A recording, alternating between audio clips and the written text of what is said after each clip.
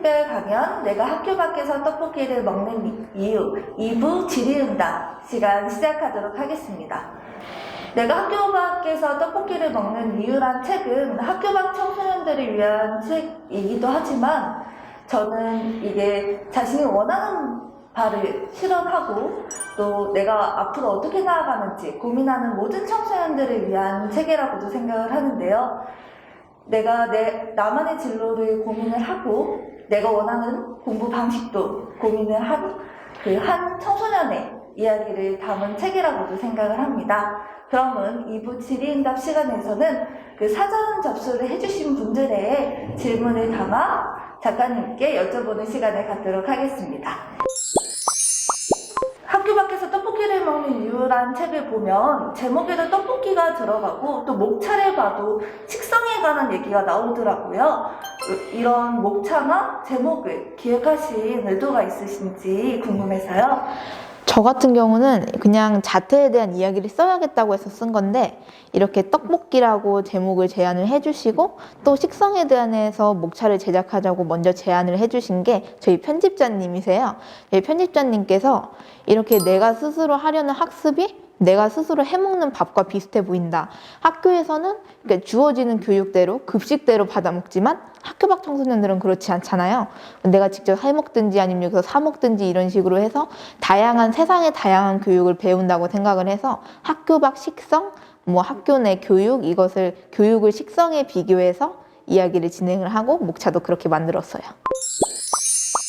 학교 교육에 대한 많은 내용도 나와요. 또 학교 밖 교육이 아니더라도 혼자 스스로 하는 교육 방식에 대해서도 말이 많이 나오는데 홈스쿨링이라는 말은 그쵸. 이제 여러분들한테 익숙한 말이지만 책을 보면 월드스쿨링이나 1인 학교라는 말을 쓰시기도 하더라고요.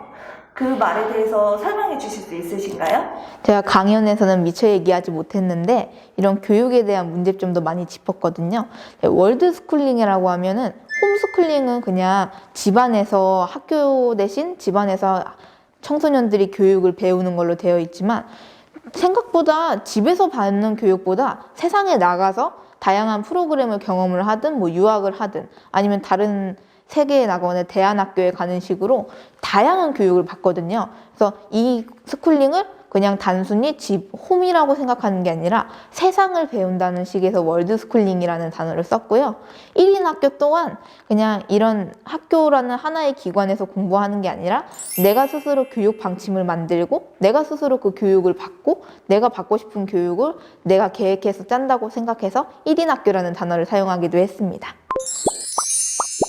작가님께서는 뭔가 큰 갈피를 잡고 되게 나아가시는 것처럼 보이는데 솔직히 그렇지 못한 청소년들도 많잖아요. 자퇴를 한 뒤 무엇을 해야 할지 갈피를 잡지 못해 방황하셨던 적이 작가님께도 있나요? 물론 많아요. 제가 이야기를 하진 못했지만 자퇴하고 나서도 엄청 행복했던 건 아니었어요. 우울증을 없애기 위해서 살아남기 위해서 자퇴를 했는데 막상 자퇴를 하고 나서 내가 생활 습관을 제대로 지키지 못하고 계획한 대로 이행이 안 되니까 내가 왜 이렇게 살지? 나 왜 이렇게 못하지? 하고 자책을 하게 되더라고요.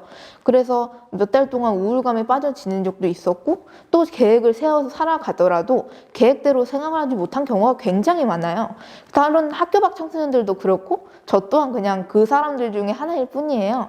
그래서 이런 방황하는 시기가 있으면 너무 나를 자책하기보다는 나를 돌아봐주고 이런 계획이 너무 힘들었구나. 그럼 나한테 맞는 정도로만 좀 줄이자. 아니면 내가 너무 게으르게 살았네? 그럼 내일은 더 열심히 살자. 이런 식으로 긍정적으로 생각하고 가장 나를 돌아보면서 계획을 짜면서 자퇴를 한 뒤에도 잘 살아가셨으면 좋겠다는 생각이 듭니다.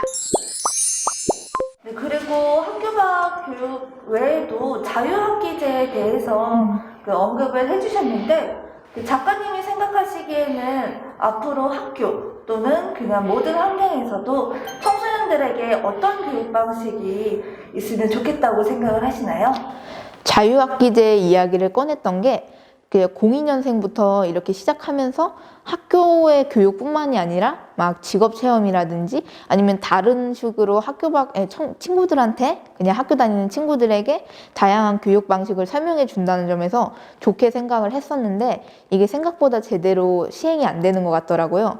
근데 또 여기에도 겹쳐서 이번에는 코로나가 발생을 했잖아요. 코로나 발생해서 저희 집에도 동생들이 있거든요. 근데 동생들이 몇 달 동안 학교를 못 갔어요. 또 학교를 그냥 못 가는 것뿐만 아니라 또 학교에서 이제 수업이 제대로 안 되니까 온라인 클래스를 진행을 하게 되었잖아요. 또 온라인 수업을 이렇게 듣더라고요, 친구들도. 아니면 이제 실시간 줌이라든지 이런 걸 사용해서 실시간 수업을 듣기도 하는데 물론 이런 방식도 여전히 문제가 많아요. 막 이런 핸드폰이나 컴퓨터가 없는 친구들은 어떻게 수업을 듣냐, 아니면은 이런 식으로 수업을 진행하면은 애들이 집중을 안 한다, 이런 문제들도 있지만 일단 교육부 쪽에서 막 이렇게 새로운 친구들을 위해서 새로운 교육 방식을 설정하고 아니면 다양한 수업을 이렇게 진행한다는 점에서 전 그래도 긍정적으로 보이는 것 같아요. 자유학기제뿐만 아니라 이렇게 온라인 클래스든 아니면 직접 학교에 나가든 실시간으로 진행을 하든 청소년들이 직접 원하는 교육을 선택을 하고 또 원하는 방식으로 내가 교육을 받을 수 있으면 좋겠다라는 생각이 들더라고요.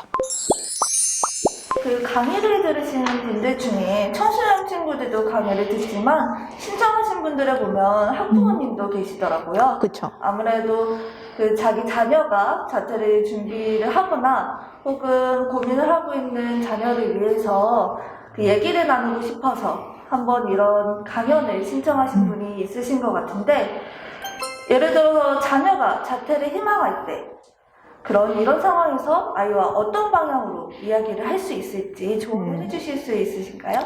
일단 이렇게 자퇴를 고민하고 있는 상황에서 내 자식에게 해줄 수 있는 이야기나 아니면 어떤 식으로 고민할지 먼저 이렇게 다가와 주신 것부터가 저는 정말 좋은 생각이라고 생각을 합니다. 이 부모님께서 일단 이야기를 들어주실 의향이 있으신 거잖아요. 여기서부터 출발을 해서 내 자식이 왜 자퇴를 하고 싶은지 근본적인 이유를 물어보고 또 자퇴 계획은 어떻게 짰는지, 만약에 제대로 짜인 게 없으면 같이 이야기를 해나가면서 이후에 어떻게 지낼 건지를 서로 자식과 함께 상의를 하면서 앞으로 나아가면은 자식들도 좋고 나도 좋고 또 더 성공적인 자퇴를 이룰 수 있지 않을까라는 생각이 듭니다. 그러니까 만약 이제 내 자식이 그냥 자퇴하고 싶어, 안 돼, 그래 해, 이렇게 바로 답을 주는 게 아니라 차분히 대화를 나누고 또 서로를 이해하는 시간을 가지면서 천천히 준비했으면 좋겠다는 생각이 들어요. 작가님께서 강연 중에서도 얘기를 하셨지만 자퇴 노트를 적으셨다고 하는데 그 준비 중인 친구들한테 그거를 어떻게 적었는지 좀 더 팁을 주실 수 있으신가요? 제가 제 자퇴 계획을 보기 위함도 있지만 어른들을 설득하기 위한 용도로 썼잖아요. 그래서 일단 가장 생소한 자퇴 절차, 검정고시 정보, 아니고 꿈드림 센터 같은 것들에 대해서 자세히 적어놓고 이런 식으로 자퇴가 진행된다라고 한 다음에 그때 내가 자퇴하고 싶은 이유랑 자퇴 이후의 계획을 상세히 적는 거죠. 적어서 나도 어른들도 설득하고 나도 알아보기 쉽게 설정을 하고 또 그 뒤에도 검정고시 성적으로 대학을 갈 수 있는지 아니면은 내가 취업을 할 거라면 이런 식으로 지역업 프로그램을 선택해서 할 거라든지 그렇게 계획을 써두고 이 계획표를 기반으로 또 월별 계획표를 짜고 또 세부적으로 주간 계획표를 짜서 계획대로 하나하나 생활을 하는 거예요. 이걸 전부 이룰 수는 없겠지만 이런 식으로 세세하게 계획 노트를 짜면 다른 분들도 이해를 해주시고 나한테도 큰 도움이 되지 않을까 싶습니다. 그 작가님께서는 그렇게 자퇴 노트를 준비하면서까지 그 의지를 보이셨는데도 부모님께서 반대를 하셨잖아요. 그런데 지금 부모님의 생각은 많이 달라지신 편인가요? 일단 제가 자퇴를 하고 나서 그래도 이런 성과를 보였다고 지금 강연도 진행을 하고 있잖아요. 처음에는 자퇴를 할 때 그리고 자퇴를 했을 때에도 여전히 자퇴에 대한 생각이 부정적이셨는데 지금은 약간 그래도 이해를 해주시는 분위기예요. 네가 이만큼 해왔고 이만큼의 자신감이 있으니까 그래, 나 강연을 하든 뭐 다른 프로그램에 참여를 하든 네가 원하는 대로 한번 해봐라 하고 그냥 이렇게 이해를 해주시고 방관이라기보단 자유를 주시는 편이죠. 저도 그때 많이 당시에 부모님과 싸웠다고 말씀을 드렸잖아요. 근데 그 이후에도 서로 대화를 하고 또 마음을 맞춰가면서 지금은 부모님과 함께 즐겁게 화목하게 생활하고 있습니다. 그런데 작가님께서 이렇게 글을 쓰고 이렇게 목표한 바를 이뤄나가시는 게 너무 대단하고 멋있어 보이세요. 왜냐하면은 저희가 맨날 방학 계획표도 열심히 세우곤 하는데 솔직히 계획표라는 게 지키기가 되게 어렵잖아요. 또 그 학교를 다니지 않으면 온전히 그 시간을 내가 조율하고 그 계획해야 되는데 그걸 이루기가 너무 어려울 것 같아요. 그걸 잘 지킬 수 있었던 비법이 있으셨나요? 저 또한 자퇴한 지 일주일 만에 계획을 무너뜨렸다고 했었고, 그리고 여러 번 계획표를 쓰고 실패하고, 이거에 대한 보완 계획표를 또 쓰고 실패하고 식으로 계속 시행착오를 겪었어요. 지금에서야 조금 안정된 건 일단 내가 계획한 것보다 조금 20%에서 30% 정도 느슨하게 해야지 실제로 생활할 때 도움이 되더라고요. 또 그거 외에도 아니면 내가 검정고시를 볼 거면 뭐 학원을 등록을 하거나 독서실을 예약하거나 아니면 이런 일을 할 거면 카페 같은 데를 가서 돈 같은 걸 써서 약간 부담감을 이만큼 해야 된다는 부담감을 주기도 합니다. 또 뭐 그거 외에도 이제 계획표 세우고 살아갈 때 내가 직접 경험해 본 거에서 아 이거 조금 빡센 것 같은데 하면은 수정하고 또 수정하고 또 계획은 언제나 이렇게 계획대로 살아갈 수가 없잖아요. 내가 당장 내일 8시에 일어나기로 했는데 뭐 조금 늦어서 8시 반에 일어날 수도 있고 이렇다고 해서 아 나 오늘 왜 이렇게 늦게 일어나지? 아 나 나쁘다. 아우 씨, 나 오늘 하루 다 망쳤네. 이런 식으로 자책을 하는 게 아니라 그냥 아 이런 날도 있는 거지. 그래 다음에 더 잘하자. 다음에 뭐 내가 조금 더 일찍 일어나서 오늘 못했던 거 내일 하면 되지. 이런 식으로 나에게 조금 더 안정감과 너무 자책하지 않는 그런 식으로 살아가야지 계획을 잘 이룰 수 있어요. 그 자퇴를 하는 이유는 친구들마다 되게 다양하잖아요. 뭐 그런 학교 분위기에 적응하지 못해서 혹은 작가님처럼 어떤 나만의 목표가 있어서. 그런데 혹시 자퇴를 추천해 주고 싶지 않은 상황도 있을까요? 아무래도 제가 뭐 자퇴를 합시다 하고 자퇴를 전도하는 사람이 아니고 그냥 자퇴를 선택한 청소년이잖아요. 그래서 또 모든 학교 밖 청소년들의 이야기를 제가 대변하는 게 아니에요. 그래서 아 저도 이런 사연이 있는데 아니면 이렇게 자퇴를 하고 싶은데 라고 말씀을 드려도 아 님이 원하는 대로 하세요 라고 답변을 드릴 수가 없어요. 왜냐면 아까 말씀드렸다시피 학교 밖 청소년들이 받는 시선은 여전히 부정적인 시선이 남아있고 또 계획을 짜더라고 하더라도 계획대로 살아가지 못하는 경우가 많잖아요. 그런 상황에서 내가 정말 자퇴를 하고 정말 내가 원하는 대로 살아갈 수 있을까? 정말 자퇴해도 내가 후회하지 않고 학교로 돌아가거나 그러지 않아도 될까 하고 신중하게 고민하고 또 신중하게 계획을 세워보는 걸 추천드려요. 물론 이게 계획이 꼭 있어야만 되는 건 아니에요. 근데 이런 계획조차도 없으면은 내가 쉽게 더 무너질 수 있기 때문에 나를 위해 우선으로 가장 생각해보고 계획도 짜고 또 주변인들과 상의하면서 자퇴라는 선택을 정말 해야 되는지 고민하는 시간을 가져야 된다고 추천드리고 싶습니다. 그 학교 밖 청소년들이 하는 고민 중에 하나가 그 주변의 시선이라고 했었는데 작가님께서는 내가 학교 밖 청소년이라는 이유 때문에 받았던 좋지 않은 시선 그리고 그 시선을 어떻게 이겨낼 수 있었는지에 대해서 좀 말씀해 주실 수 있으신가요? 아 자퇴를 했어요 라고 얘기를 하면은 왜 자퇴했어? 너 문제 있니? 아니면은 뭐 학교에서 친구들이 어려웠니? 이런 식으로 먼저 동정이나 아니면 경계의 시선을 보내는 어려우신 분들도 많았어요. 또 제가 공모전이나 백일장 같은 데에도 학교 밖 청소년이라는 이유로 학교에 재학을 하지 않아서 참가하지 못했다는 경우가 많았다고 했잖아요. 그것도 가장 문제였고요. 또 이거는 좀 반대의 시선인데 제가 자퇴를 하고 나서 이렇게 살아갔어요 라고 얘기를 하면 학교 밖 청소년인데 대단하네. 학교 밖 청소년이면 역시 그래도 학교 나온 친구들보다는 이만큼 해야 된다니까 하고 이런 부담과 좀 과분한 학교 밖 청소년이니까 더 해야 된다는 그런 과장된 시선을 갖고 있기도 해요. 이런 시선들도 여전히 불편하다고 하는 친구들이 많고요. 하지만 이겨내기 위해서는 그냥 남들의 시선에 신경을 쓰지 않고 살아갈 수는 없지만 그래도 내가 잘할 수 있으니까 저 사람이 뭐라고 하든 뭐 내가 잘하면 돼. 저 사람 뭐 다시 볼 것도 아니고 뭐 내가 나중에 이렇게 살아가면은 나는 그냥 나로서 잘 살아가는 사람이 되는 거니까 하고 남들의 시선에 너무 신경을 쓰지 않고 나를 좀 더 돌아보는 시간을 가지기로 했습니다. 여전히 청소년은 아직까지도 학생으로 인식이 되는 경우가 많은 것 같아요. 분명 청소년이라는 그 시기일 뿐인데도 학교 안에 있는 것과 밖에 있는 것, 그리고 당연히 그 나이 때는 학생이라고 인식되는 것이 많은 것 같은데, 그 작가님께서는 학교 밖 청소년들을 위해 그 어떠한 제도나 인식 변화가 필요하다고 생각을 하시나요? 일단 학교 밖 청소년이라고 한 것부터 청소년은 그냥 학교를 다니는 게 맞다고 지정이 된 거잖아요. 그래서 학교 안 청소년이라고 하지 않아요, 학생들을. 근데 학교를 나온 친구들은 학교 밖 청소년이에요.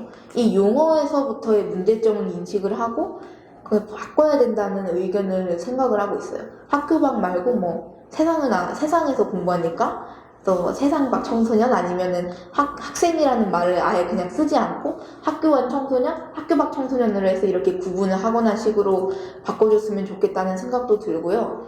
또 학생이라고 해서 꼭 학교 안에서 공부하는 게 아니라 그냥 세상도 학교가 될 수 있으니까 학교 밖 청소년 자체를 그냥 학생이라고 불러도 되지 않을까라는 생각이 들기도 해요. 이런 제도적인 측면은 뭐가 있을까요? 그 제도적인 시선을 바꾸려면 학교 밖 청소년들의 목소리를 높이는 게 가장 중요하다고 봅니다. 이 당사자들이 어떤 식으로 이런 도움을 필요로 하고 어떤 참여를 받고 있는지를 먼저 세상에 알린 다음에 그 세상 사람들이 알아주면 또 정부나 이런 국가 측에서 문제를 인식을 하고 이제 그 문제를 사회 문제로 만들어가고 정책을 새로 만들겠죠. 그런 식으로 정책을 만드는데 참여를 하면서 학교 밖 청소년들 대표든 아니면 어른들이든 나서서 이야기를 나눠줘서 이 학교 밖 청소년이 이 외적으로 규격 외로 구분이 되는 게 아니라 이 세상에 한 세상에 포함되는 식으로 제도를 만들어갔으면 좋겠다라고 생각하고 있습니다. 마지막으로 청소년은 항상 꼭 이런 자퇴 문제가 아니더라도 나의 진로, 나의 꿈, 나는 어떻게 살아야 될까? 나는 어떻게 공부하는 것이 좋을까 등 다양한 고민들을 하고 있잖아요. 이런 다양한 고민과 어려움 속에 있는 청소년들을 위해 한 말씀 해주실 수 있으신가요? 저는 그냥 여러분들이 청소년이라는 시기가 지금 겪고 있지만 즐겁기만 한 시기는 아니잖아요. 미래 준비도 해야 되고 아니면은 사회에서 가정이나 친구 문제로 다투기도 하고 내가 자아 정체성이나 이런 거를 고민하는 시기라고 생각을 하면은 청소년 시기는 굉장히 짧지만 복잡하고 가장 힘든 시기라고 생각을 합니다. 그래서 그 청소년 시기에 너무 나를 자책하고 나를 비난하고 막 세상에 대한 걱정만 품고 살아가지 말고 나를 돌아보고 나를 이해해주고 무엇보다 그냥 나를 가장 잘 알아가면서 버텨내는 시간이 되었으면 좋겠어요. 여러분들이 저처럼 아니면 또 다른 식으로 힘들어하고 계시겠지만 그래도 저는 이겨낼 수 있고 이겨내면 행복한 미래를 그래도 준비할 수 있고 내가 나를 위한 삶을 살아가라고 말씀을 드리고 싶습니다. 벌써 아쉽지만 강연이 마무리될 시간이 다가왔네요. 이런 얘기를 쉽게 듣지 못했는데 이렇게 작가님을 통해서 다양한 청소년들의 삶의 이야기를 들을 수 있어서 너무 유익한 시간이었던 것 같습니다. 오늘 강연 함께 들으신 여러분들은 어떠셨나요? 화랑도서관에서는 이렇게 여러분들과 소통하고자 세마책이라는 특별 컬렉션을 만들었어요. 시간이 되신다면 나은진 작가님의 작품을 포함해서 인생 1회차는 힘들어의 다른 책들도 읽어보시길 추천드릴게요. 오늘은 이만 인사를 드리도록 하겠습니다. 수고하셨습니다.